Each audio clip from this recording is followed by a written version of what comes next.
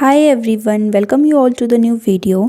तो आज का हमारा टॉपिक है नॉरिश टाइप 2 रिएक्शन। तो इस रिएक्शन में हम गामा हाइड्रोजन की ट्रांसफ़र करते हैं through 6 membered cyclic transition state. फिर उसके बाद अल्फ़ा बीटा बॉन्ड की क्लीवेज होती है और आफ्टर द क्लीवेज हमें मिलते हैं एल्कीन और इनोल एज ए प्रोडक्ट। और अगर अल्फ़ा बीटा बॉन्ड की क्लीवेज ना हो तो उसके बाद हमारे पास जो प्रोडक्ट बनता है उसको बोलते हैं साइक्लिक अल्कोहल। तो इसमें बेसिकली सबसे पहले गामा हाइड्रोजन एब्स्ट्रैक्शन होगी, उसके बाद अल्फ़ा बीटा बॉन्ड क्लीवेज होगा और उसके बाद हमारे पास दो अलग अलग प्रोडक्ट बनेंगे। तो सिंपली इस रिएक्शन में हमारे पास एक रिक्वायरमेंट होनी चाहिए कि हमारे पास जो हमें कंपाउंड दिया गया है उसमें गामा हाइड्रोजन प्रेजेंट होना चाहिए। तो ये हमारे पास एग्जाम्पल है CH3, इसको मैंने ओपन करके लिख लिया है। उसके बाद CH2 C डबल बॉन्ड और R। अगर हम इसको फोटोकेमिकली रिएक्ट करवाते हैं तो नॉरिश टाइप 2 रिएक्शन में सबसे पहले मैंने आपको बताया कि गामा हाइड्रोजन की ट्रांसफ़र होगी। तो सबसे पहले ये वाला बॉन्ड क्लीव हो जाएगा और यहाँ पर रेडिकल्स बन जाएंगे और ये वाला जो ऑक्सीजन है ये फिर अपने ही मॉलिक्यूल में गामा हाइड्रोजन की एब्स्ट्रैक्शन करेगा। तो यहाँ पर ये वाला हाइड्रोजन जो है ये अल्फ़ा हाइड्रोजन है, ये बीटा हाइड्रोजन है और ये वाला हाइड्रोजन है गामा हाइड्रोजन। तो यहाँ पर ये ऑक्सीजन यहाँ से गामा हाइड्रोजन की एब्स्ट्रैक्शन कर लेगा।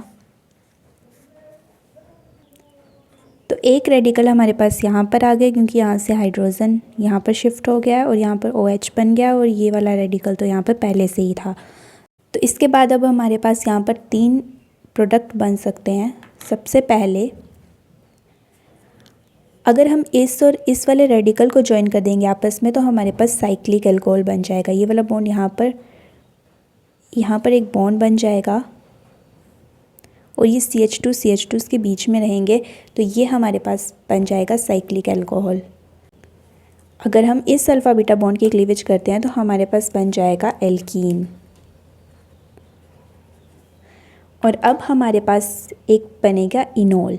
अगर हम इस वाले रेडिकल और इस वाले रेडिकल को ज्वाइन करते हैं तो हमारे पास बन जाएगा इनोल, जो कि आफ्टर टोटोमराइजेशन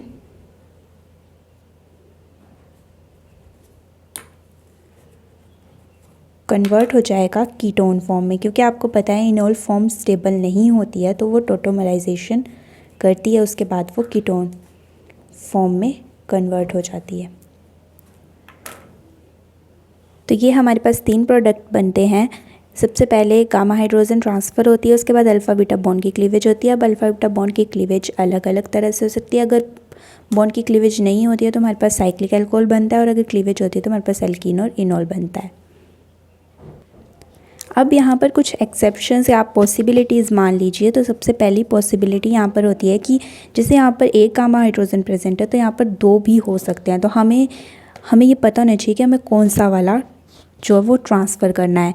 तो यहाँ पर जैसे ये अल्फ़ा बॉन्ड है, ये बीटा है और ये गामा है और ये वाला भी गामा है। तो इसमें ये 2 गामा हाइड्रोजन प्रेजेंट हैं तो हम इसमें से कौन सा वाला ट्रांसफ़र करेंगे।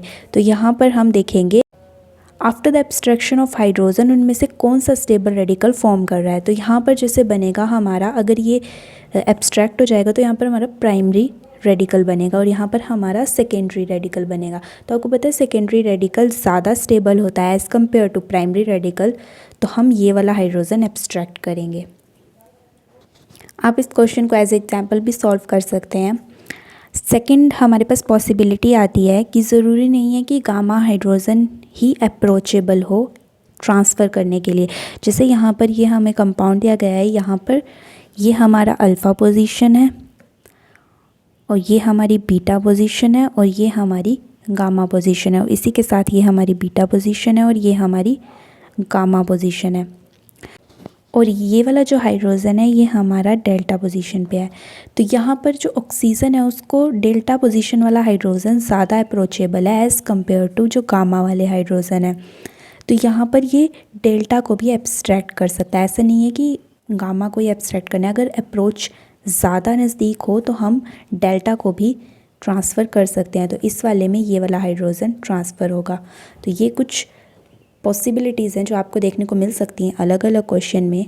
बाकी तो reaction as it is same रहेगी, बस आपको ये डिसाइड करना है कि आपको कौन सा हाइड्रोजन एब्स्ट्रैक्ट करवाना है। और सबसे इम्पॉर्टेंट चीज़ आपको ये ध्यान रखना है कि क्वेश्चन में आपको सबसे पहले तो आप गामा हाइड्रोजन आपको दिया होना चाहिए, तभी आप ये रिएक्शन कर सकते हैं। तो that's all about the Norrish type 2 reaction. मिलते हैं नेक्स्ट वीडियो में। Till then do like share and subscribe my channel.